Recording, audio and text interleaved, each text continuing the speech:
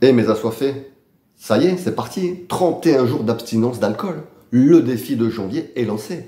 Et si un soifard comme moi va pouvoir réussir sa 9e année consécutive sans toucher une goutte d'alcool pendant 31 jours, ça veut dire que toi, tu peux réussir. Toi, tu peux réussir et que vous pouvez réussir. Alors c'est parti, on va voir dans cette vidéo comment réussir son dry January.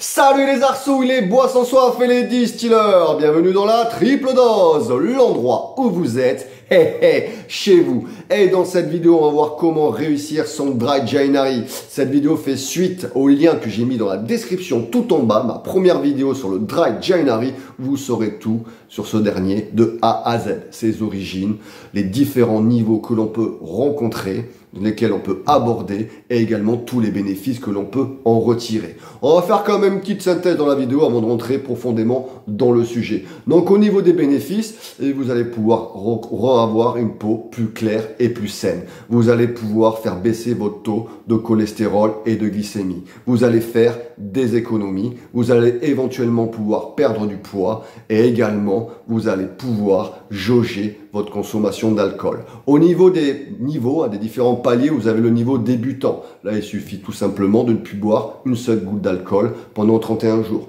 Vous avez le niveau intermédiaire où là, c'est pareil.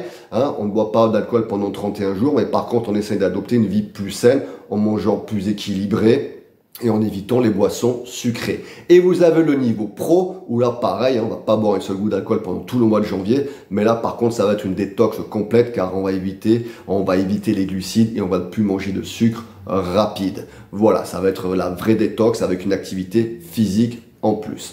Voilà, maintenant nous allons rentrer dans le sujet parce que par rapport à ma première vidéo, j'ai eu beaucoup de réactions, beaucoup donc de gens qui sont venus me voir sur Messenger et m'ont dit Sly, putain, on n'arrive pas à tenir ce dry January. Et j'ai pu donc synthétiser les différentes raisons. La première, la pression sociale. Alors la pression sociale, c'est lorsque vous êtes invité chez les amis ou que vous allez sortir avec eux dans un bar, un restaurant ou sinon que vous allez faire une réception chez vous. Donc voilà, vous allez vous faire vanner, vous allez vous faire chambrer, les gens vont avoir un peu de mal à comprendre pourquoi vous ne partagez pas un verre d'alcool avec eux. C'est tellement ancré, on va dire, dans la tradition française, l'alcool est omniprésent, que les gens, on vous regarde un peu comme un extraterrestre. Ben là, il suffit de s'affirmer, tout simplement, de dire non, moi je fais le dry January, pendant 31 jours, j'ai envie d'essayer de ne plus boire un goutte d'alcool, j'ai envie d'avoir une meilleure version de moi-même et de réussir mon pari. Donc je vais rester sur une eau gazeuse, sur un coca, peu importe selon le niveau où vous vous situerez, voilà, mais par contre, c'est bien de s'affirmer et dire non, moi je bois pas d'alcool. Et donc, ils vont un peu vous regarder bizarrement, mais là, c'est à vous comme je l'ai dit auparavant, de vous affirmer. Parce que ceux qui vont vous vanner, c'est ceux qui ne seront pas capables de le faire, qui ne sont pas capables de réaliser. Alors soyez fiers de vous et affirmez-vous et dites non. Et buvez de l'eau, du soda ou de l'eau pétillante. La deuxième chose qu'on m'a évoquée, c'est en fait, c'est le stress, l'anxiété, les journées de merde. En fait, tout simplement, on a rencontré une journée de merde au boulot ou avec des amis, peu importe, x, y problème, on rentre le soir, on veut se détendre et qu'est-ce qu'on fait? On prend un verre. Donc là, c'est pareil. Pour pallier à ce substitut, tout simplement, trouvez-vous une activité qui va pouvoir vous libérer des endorphines. Parce qu'en fait, le but du jeu, c'est ça. Quand on boit d'alcool, ça va nous libérer des endorphines dans le cerveau et ça va nous permettre, on va dire, de déstresser. Là, tout simplement, je sais pas, faites autre chose. Faites quelque chose que vous aimez ou allez découvrir d'autres activités qui vont pouvoir vous ouvrir l'esprit. Je sais pas, faites de la sophrologie, du yoga, de la méditation, une activité sportive. Enfin, peu importe, faites quelque chose d'autre et vous allez voir que cette envie de boire ce verre va s'estomper. Troisième chose, c'est ceux qui me disent « Moi, j'arrive pas à tenir plus de 2 jours. » Alors à ceux-là, je vais leur dire « Mais posez un peu vos couilles.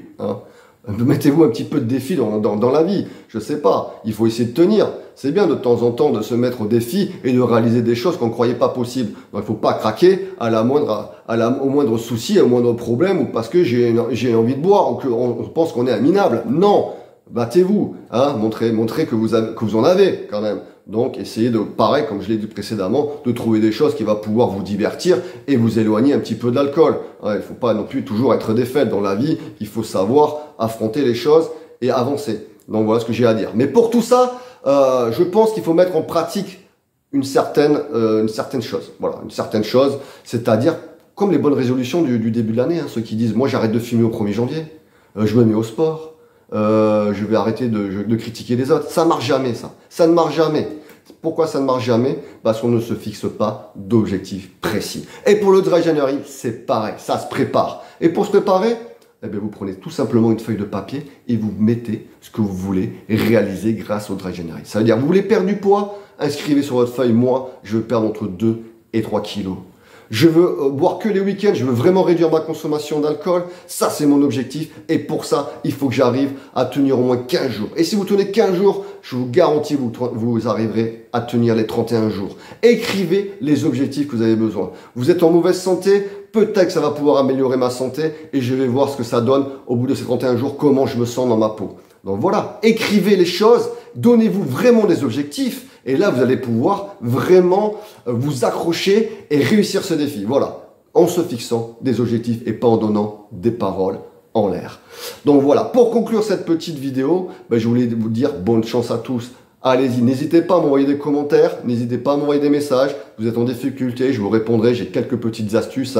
Parce qu'il ne faut pas non plus chambouler toute sa vie. Si vous avez l'habitude de prendre l'apéro le vendredi, le samedi soir, mais prenez-le. Mais il y a plein de choses qu'on peut remplacer. Tu veux pas boire, à la place de l'alcool, tu peux prendre un jus de tomate, tu peux prendre un soda, c'est par rapport à ton niveau. Tu peux prendre une eau gazeuse, une eau pétillante, t'enlèves les cacahuètes, tu peux mettre des radis, des olives. Il y a plein de choses. Prenez votre apéro, mais sainement, tout simplement. Ça évite tout de suite de se retrouver dans des situations où on perd ses repères, on perd sa routine, ses habitudes, et là on va craquer directement. Donc voilà ce que je conseillerais pour bien réussir.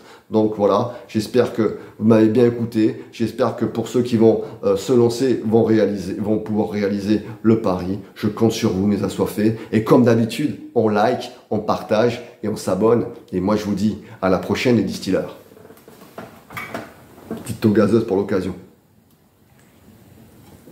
Sayonara Mina